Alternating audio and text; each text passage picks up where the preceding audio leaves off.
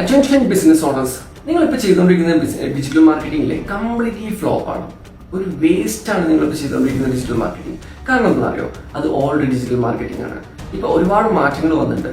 ഞാൻ ഈ പറയുന്ന പോയിന്റ് നിങ്ങൾക്ക് സത്യമാണോ എന്ന് നിങ്ങൾക്ക് അണ്ടർസ്റ്റാൻഡ് ചെയ്യാൻ വേണ്ടി ഞാൻ കുറച്ച് പോയിന്റ്സ് പറയാം.